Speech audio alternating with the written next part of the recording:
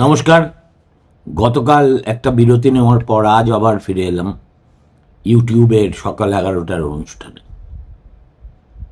আজকে আমি এমন একজন চরিত্র নিয়ে কথা বলবো, শুধু আজ নয়, হয়তো পরপর কয়েকদিনই বলবো, যিনি এই মুহূর্তে মার্কিন মুলুকে রাজনীতিবিদ বলুন, সেলিব্রিটি বলুন, সাধারণ মানুষ বলুন, সবার মধ্যেই একটা বিশেষ আলোচিত নাম। নামটি হলো জেফ্রি এপস্টাইন। আপনারা কতজন তার সম্পর্কে কত দূর জানেন আমি বলতে পারবো না, কিন্তু আমি এটুকু বলতে পারি, এই লোকটার জীবন এবং কর্মকাণ্ড অপরাধ এবং ধনকুবের হওয়া একই সঙ্গে, এটা এতটাই রোমাঞ্চকর, বিচিত্র, একই সঙ্গে ভালগার, যে শুধু এর জীবনী নিয়ে হলিউড যদি একটা ছবি করে তাহলেই সেটা ব্লকবাস্টার হতে বাধ্য। আর 2019 সালে বন্দি থাকাকালীন তার সেলে হঠাৎ একদিন সকালে দেখা যায় এপস্টিনের ডেড বডি পড়ে আছে। তারপর নিউ ইয়র্ক শহরের মেডিকেল কোনো একটা ইনস্টিটিউশনে নিয়ে গেলে ডাক্তার বলেন যে আত্মহত্যা করেছে। কিন্তু সে আত্মহত্যা করেছে না আত্মহত্যার তত্ত্বটা পুলিশ খাইয়ে দিয়েছে, তা নিয়ে আজও মানুষের মনে সন্দেহ আছে। কিন্তু সেসব কথায় আমি পরে আসছি। এখন তিনি গ্রেফতার হয়েছিলেন যে কারণে, সেটা কোনো ভদ্রলোকের সন্তানের কর্ম হতে পারে আমরা ভাবতেও পারি না। সেটা হচ্ছে শিশু অল্প বয়স্ক মেয়েদের যৌন পীড়নের অভিযোগে যতটা তার বিরুদ্ধে, ঠিক ততটাই তিনি এই বাচ্চা মেয়েগুলোকে, তার যে বিশাল হুজু সেলিব্রিটির জগৎ ছিল, তাদের অনেকের কাছে সরবরাহ করতেন। মানে একজন ধনকুবের যে আসলে একজন দালালও হতে পারেন, এই বিপুলা পৃথিবীতে এই রকম চরিত্রের সন্ধান আমি অন্তত কখনো পাইনি। ফলে ডোনাল্ড ট্রাম্প আমেরিকার যখন প্রথম রাষ্ট্রপতি হলেন, তখন থেকেই এপস্টাইনের সঙ্গে তার সম্পর্ক নিয়ে নানা রকম গুজব, নানা রকম জল্পনা, নানা রকম তত্ত্ব বাজারে ঘুরছিল। আর দ্বিতীয়বার তিনি আসার পর থেকে সেই প্রচার এতটাই উচ্চনাদে ওঠে যে মাঝে মাঝেই ট্রাম্পকে দেখা যেত তিনি নানাবিধ কথাবার্তা বলে বিষয়টাকে ধামাচাপা দেওয়ার চেষ্টা করতেন। শেষ পর্যন্ত সেই ট্রাম্পই এপস্টিন সম্পর্কে তার মনোভাবের 360 ডিগ্রি ঘুরে গিয়ে নিজেই ব্যক্তিগত উদ্যোগ নিয়ে মার্কিন সেনেট এবং মার্কিন কংগ্রেসে একটা বিল পাশ করিয়েছেন, যে বিলে ডিপার্টমেন্ট অফ জাস্টিসকে নির্দেশ দেওয়া হয়েছে আগামী 30 দিনের মধ্যে এপস্টিন সংক্রান্ত যাবতীয় তথ্য প্রমাণ কাগজপত্র তাদের কংগ্রেসের সামনে উপস্থাপিত করতে হবে। ডোনাল্ড ট্রাম্পের হঠাৎ করে এইরকম ভোলবদলের ঘটনায় সবাই কিছুটা হতচকিত। কেন তিনি এ কাজ করলেন তা নিয়েও এখন মার্কিন মুলুকে নানা তত্ত্ব ঘুরে বেড়াচ্ছে। সেসব কথাতেও পরে আসা যাবে। কিন্তু একটা কারণ বোধহয় এমনটা হতেই পারে যে ট্রাম্প মনে করেছেন সব ব্যাটাকে ছেড়ে তাকেই বেড়ে ব্যাটা যখন করা হচ্ছে, তখন এপস্টিনের সঙ্গে আর কোন কোন ভিভিআইপির সম্পর্ক ছিল এবং কি ধরনের সম্পর্ক ছিল সব কিছুই বন্ধ আলমারির ভিতর থেকে বের করে আনা হোক এবং জনসমক্ষে সেগুলো ফেলা হোক। তাহলেই বোঝা যাবে যে তিনি একা কোনো অপরাধ করেননি। এপস্টিনের সঙ্গে ঘনিষ্ঠ সম্পর্ক আরও বহু মানুষের ছিল, যার মধ্যে একজন মনিকা লিউইন্সকি খ্যাত প্রাক্তন আমেরিকান প্রেসিডেন্ট বিল ক্লিন্টন। এখন এপস্টিনকে বুঝতে হলে তার জীবন এবং কিভাবে তার এই উত্থান সে সম্পর্কে দু চারটে কথা জানা প্রয়োজন। প্রেক্ষাপট হিসেবে আমি আপনাদের সেই সব কথা বলছি যাতে পরবর্তী কিস্তিগুলো বুঝতে আপনাদের কোনো রকম অসুবিধে না হয়। এপস্টিন 1953 সালের সম্ভবত জানুয়ারি মাসে নিউ ইয়র্কের ব্রুকলিনে এক অতি সাধারণ ইহুদি পরিবারে জন্মগ্রহণ করেছিলেন। তার বাবার নাম ছিল জেফ্রি এডওয়ার্ড এপস্টিন। তার মা একজন সাধারণ গৃহিণী ছিলেন, আর বাবা কাজ করতেন নিউ ইয়র্কের যে অনেক উদ্যান আছে সেগুলো দেখভালের জন্য একটা পার্ক ডিপার্টমেন্ট বলে ডিপার্টমেন্ট আছে, সেখানে প্রধানত মালির কাজ করতেন। এখন কোনি আইল্যান্ডের শান্ত এবং চতুর্দিকে পাঁচিল ঘেরা একটা নিম্ন মধ্যবিত্ত পাড়ায় এপস্টিন বড় হয়ে ওঠেন।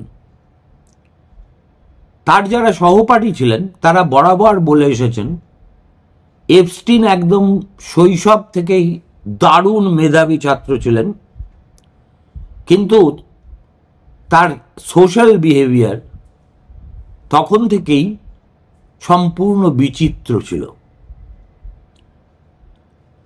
মাত্র 16 বছর বয়সে একবার ট্রিপল প্রমোশন নিয়ে 1969 সালে এপস্টিন লাফায়েত স্কুল থেকে পাশ করেন। ততদিনে তার অঙ্ক এবং পিয়ানোর উপরে দক্ষতা অবিসম্বাদিতভাবে স্বীকৃত হয়ে গেছে, কিন্তু তিনি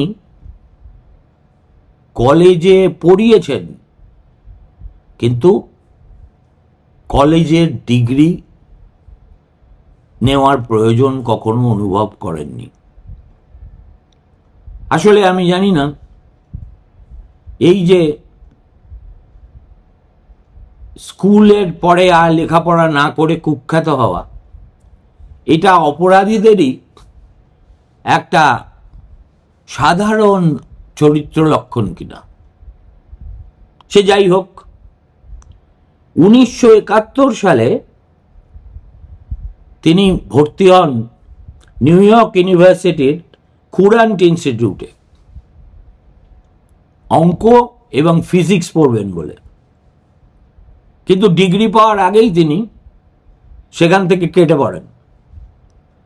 74 সালে ম্যানহাটনের নামি স্কুল ডাল্টনে তাকে ক্যালকুলাস এবং ফিজিক্স পড়ানোর জন্য শিক্ষক হিসেবে নিয়োগ করা হয়।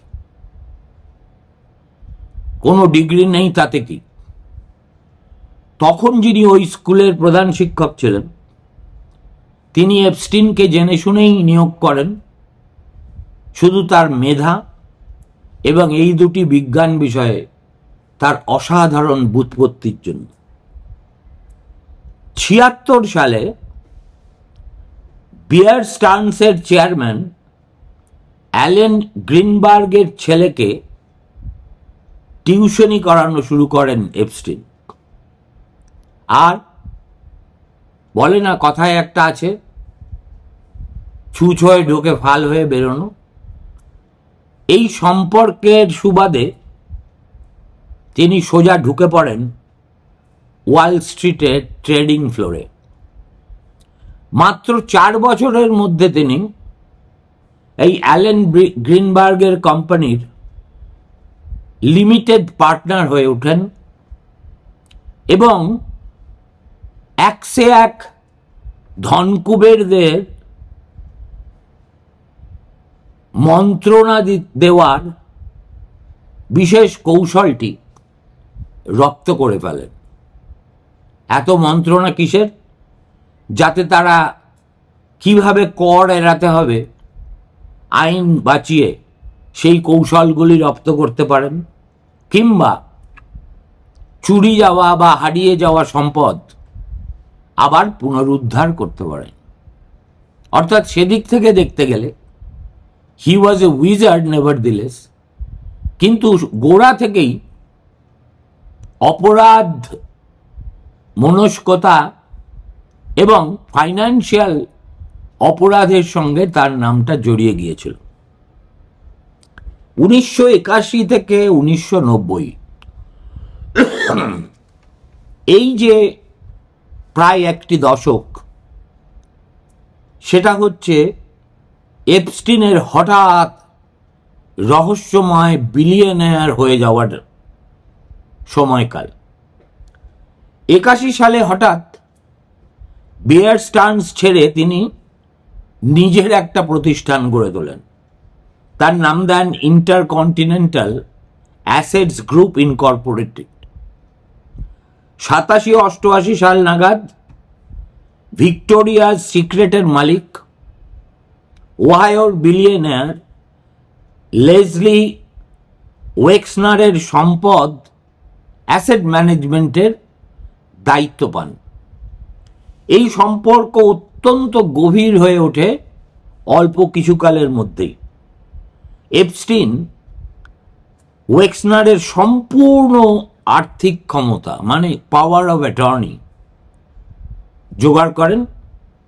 ম্যানহাটনের বিশাল টাউন হাউস মাত্র $1 কিনে নেন এবং ওয়েক্সনারের অনেক সম্পত্তি ধীরে ধীরে নিজের নামে করিয়ে নেন। তার মানে আত্মসাৎ করা, চুরি করা স্বভাব ছিল তার। Doctor Jekyll and mister hide এর সমতুল একটা চরিত্রের দুটো দিক। 90-এর দশকের গোড়া থেকে এপস্টিন বলতে শুরু করেন তিনি এইসব গরিব গুরব মধ্যবিত্ত উচ্চ মধ্যবিত্তদের নিয়ে কারবার করেন না, তিনি কারবার করেন একেবারে ধনকুবেরদের নিয়ে, যাদের সম্পদের পরিমাণ কম করে বিলিয়নে আছে। অর্থাৎ he became the manager of বিলিয়নার্স। দেখুন, ছোট থেকেই তার দৃষ্টি কত উঁচুতে ছিল যে যে কাজ করতে হয়তো একটা মানুষের এক জীবনে পারে না, তিনি সেটা এই 27-28 বছর বয়সেই করে ফেলেছিলেন। এবং $1 বিলিয়ন যদি না থাকে তাহলে তিনি কোনো ক্লায়েন্টকে তার অফিসে ঢুকতেই দিতেন না। তখন অবশ্য ওয়েক্সনার ছাড়া আর কোনো বড় ক্লায়েন্টের নাম প্রকাশ্যে আসেনি। 2008 সাল নাগাদ তার সম্পদের পরিমাণ এক ধাক্কায় 500 মিলিয়ন থেকে $1 বিলিয়ন উঠে যায়। কিভাবে উঠলো, কেন উঠলো, কাদের সাহায্যে উঠলো, এখনো তা রহস্যাবৃত। আর এরপরে 1919-এর দশক থেকে 2019 যে বছর তিনি মারা গেলেন, এটা হচ্ছে তার একেবারে শিখরে ওঠার সময়কাল, যখন তিনি একটা আন্তর্জাতিক স্তরে সম্পত্তির সাম্রাজ্য গড়ে তুলেছিলেন। কিরকম? ম্যানহাটনের 9 ইস্ট এবং 71 স্ট্রিট নিউ ইয়র্কের সবচাইতে বৃহৎ কারুর ব্যক্তিগত বাড়ি, 50,000 বর্গফুটের এই ফ্ল্যাটের তিনি মালিক হন। লিটল সেন্ট জেমস ও গ্রেট সেন্ট জেমস দ্বীপ, আমেরিকার ভার্জিন দ্বীপপুঞ্জ, সর্বত্র তার ভিলা তৈরি হয় একের পর এক। এই ভার্জিন আইল্যান্ড অবশ্য পরের দিকে পেডোফিল আইল্যান্ড হিসেবে কুখ্যাত হয়েছিল। নিউ মেক্সিকোর জোরো র্যাঞ্চের মালিক ছিলেন তিনি। 10,000 একর জমির উপর 33,000 বর্গফুটের একটা দালান। এছাড়া পাম বিচে তার বিলাসবহুল প্রাসাদ ছিল, প্যারিসের অ্যাভিনিউ ফোসের অ্যাপার্টমেন্ট ছিল, এছাড়া একটা বোয়িং 727 তার ব্যক্তিগত মালিক ছিলেন তিনি। শুধু একটা নয়, একাধিক, যার মধ্যে একটার নাম তিনি দিয়েছিলেন খুব অ্যাপ্টলি ললিতা এক্সপ্রেস। আর অপরাধ, আসল অপরাধ যে কারণে তাকে গ্রেফতার করা হলো এবং তিনি মৃত্যুবরণ করলেন, সেটার সূচনাও কিন্তু হয়েছিল 1990-এর দশক থেকে 2005-এর মধ্যে। এখন তার একজন মহিলা সহযোগী ছিলেন, যিনি একেবারে যোগ্য যুগলবন্দি করার পক্ষে আদর্শ একজন মহিলা। তার নাম ছিল ঘিলেন ম্যাক্সওয়েল। 91 সালে এপস্টিনের সঙ্গে তার পরিচয় হয়। তারপর থেকেই তারা দুজনে মিলে নাবালিকা যৌন পাচারের একটি সুসংগঠিত নেটওয়ার্ক গড়ে তোলেন।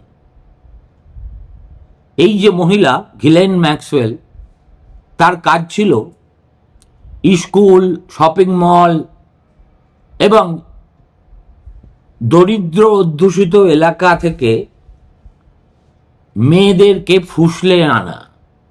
তাদের মধ্যে অনেকের বয়স 14 বছরেরও কম ছিল। কিভাবে ফুসলাতেন? মডেলিং এর প্রলোভন দেখিয়ে, কাউকে বিরাট অঙ্কের টাকা দেওয়া হবে এ কথা বলে, এবার তাদেরকে নিয়ে এসে মাসাজের নামে তাদের উপর যৌন নির্যাতন করা হতো এবং যে যত মেয়ে আনতে পারত তাকে তত বেশি করে পুরস্কার দেওয়া হতো। এইভাবে এটা একটা অলমোস্ট পিরামিড স্কিমের মতো হয়ে দাঁড়িয়েছিল। 2005 সালে মার্চে পাম বিচ পুলিশ একটি 14 বছরের মেয়ের কাছ থেকে অভিযোগ পেয়ে তদন্ত শুরু করে। সেটা ছিল FBI এর অপারেশন লিপিয়ার। তারা অচিরেই 40 জন ভুক্তভোগীকে শনাক্ত করে ফেলেন, মানে ভিকটিমস।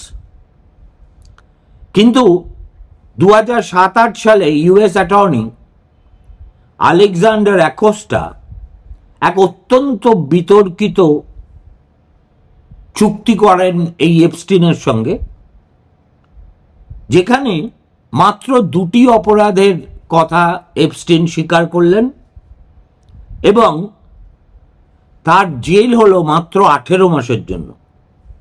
শেষ পর্যন্ত সেই মেয়াদও কমে 13 মাসে এসে দাঁড়িয়েছিল। তার মধ্যে আবার সপ্তাহে 6 দিন, দিনে 12 ঘন্টা তিনি জেল থেকে বেরিয়ে কাজ করার সুবিধে পেতেন।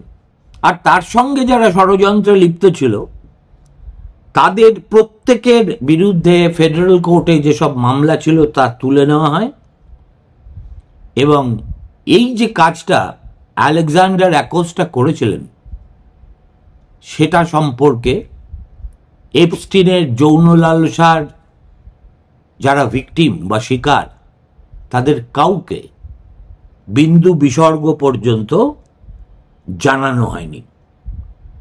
এখন যৌন অপরাধী হিসেবে ততদিনে নামডাক কুড়িয়ে ফেলেছেন এপস্টিন, কিন্তু তাহলে কি হবে?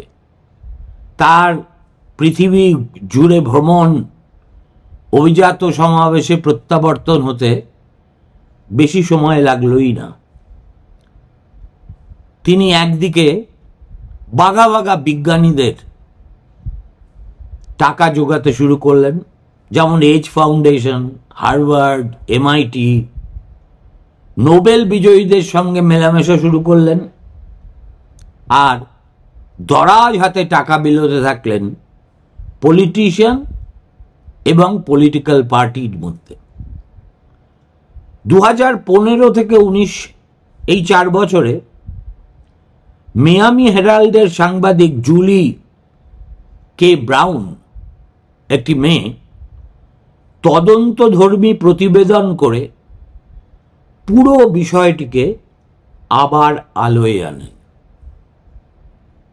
আমেরিকান জার্নালিজম তখন এতটাই শক্তিশালী ছিল যে মায়ামি হেরাল্ডের একজন মহিলা সাংবাদিক, তিনি রীতিমতো গবেষণা করে যেখানে যেখানে এপস্টিনের সম্পত্তি ছিল সেই সব জায়গায় ঘুরে বেরিয়ে লোকজনের সঙ্গে কথা বলে এমন একটা সিরিজ বার করেন যার পরে আর কারুর মনে কোনো দ্বন্দ্ব থাকার উপায়ই ছিল না। এই যে তার কর্মকাণ্ড 2019 সালের 6 জুলাই প্যারিস থেকে ফিরে টিটারবরো এয়ারপোর্টে গ্রেফতার হন। নিউ ইয়র্কের সাউথে নাবালিকা যৌন পাচার এবং ষড়যন্ত্রের অভিযোগ আনা হয় তার বিরুদ্ধে। জামিনের আবেদন করেন, কিন্তু এবার সেটা নাকচ হয়ে যায়। 23 জুলাই জেলে প্রথমে তাকে পাওয়া যায় আহত অবস্থায়। তখন বলা হয় তিনি সেইবারই নাকি প্রথম আত্মহত্যার চেষ্টা করেছিলেন, আর 6 দিন পর আত্মহত্যা নিয়ে যে তদন্ত সেটা সম্পূর্ণ বন্ধ করে দেওয়া হয়। 2019-এর 10ই আগস্ট সকাল 6:30টায় তার সেলে গিয়ে দেখা যায় তিনি মৃত অবস্থায় পড়ে আছেন। নিউ ইয়র্ক সিটির মেডিকেল পরীক্ষক এটিকে আত্মহত্যা বলে সার্টিফাই করে দেন।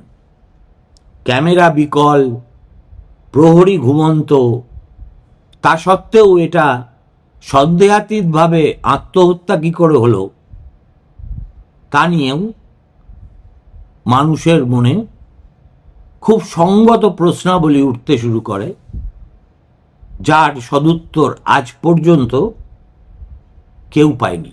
তার ফলে যেটা অনিবার্য ছিল সেটাই হয়েছে, তার মৃত্যুকে ঘিরে একটার পর একটা ষড়যন্ত্রের তত্ত্ব মার্কিন মুলুকের হাওয়া গরম করে তোলে। এরপরে খুব দ্রুত ঘটনা প্রবাহ গড়াতে থাকে। 2020 সালের জুলাইয়ে এপস্টিনের নর্ম সহচরী সেই গিলাইন ম্যাক্সওয়েলকে গ্রেফতার করা হয়। 21 ডিসেম্বরে তিনি দোষী সাব্যস্ত হন এবং 20 বছরের কারাদণ্ড পান। এপস্টিনের প্রায় $600 মিলিয়ন সম্পত্তি থেকে ডজন খানেক ভুক্তভোগীর মামলা নিষ্পত্তি করা হয়।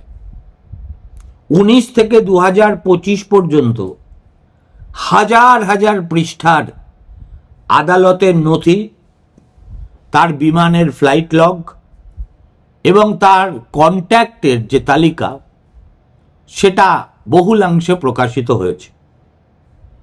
তবে হোয়াইট হাউস থেকে বারবার বলা হয়েছে তার কোনো সুনির্দিষ্ট ক্লায়েন্ট লিস্ট ছিল না, এমনকি ব্ল্যাকমেইল টেপের সুস্পষ্ট প্রমাণও পাওয়া যায়নি। তবে এ নিয়ে কিন্তু জল্পনা আদৌ বন্ধ হয়নি। সুতরাং বুঝতেই পারছেন জেফ্রি এপস্টিন আধুনিক আমেরিকার ইতিহাসের সম্ভবত সবচেয়ে বিতর্কিত, নিন্দিত এবং ধিক্কৃত ব্যক্তিত্ব। তিনি ছিলেন একজন কলেজ ড্রপ আউট, আর সেখান থেকে তিনি রহস্যে মোড়া জীবনে এমন সম্পদের অধিকারী হয়ে উঠলেন যা অন্যান্য বিলিয়নারদের কাছে ঈর্ষণীয় ছিল। বন্ধুবৃত্তে নিয়ে এলেন প্রেসিডেন্ট, রাজপুত্র, আর নাবালিকাদের যৌন পাচারের এক বিশাল সাম্রাজ্য চালিয়ে শেষ চূড়ান্ত বিচারের মুখ দেখার আগেই তিনি কারাগারেই আত্মহত্যা করলেন। অর্থাৎ যে জীবনটা সৎ পথে থাকলে বিস্ময়কর প্রতিভা হিসেবে আমেরিকায় স্বীকৃতি পেত, কোন অপরাধ মনস্কতার তার ডিএনএ ছিল বোধহয়, এত মেধাবী, এত লেজেন্ডারি পিয়ানো বাদক হওয়া সত্ত্বেও শেষ পর্যন্ত শুধু যে পচা শামুকে তার পা কাটলো তা নয়, জীবনটাও দিয়ে দিতে হলো, বেওয়ারিশ হয়ে গেল তার তিলে তিলে গড়া সাম্রাজ্য। নমস্কার, এই কেচ্ছার দ্বিতীয় পর্ব নিয়ে আসবো আগামীকাল, অবশ্যই দেখবেন। ভালো থাকবেন।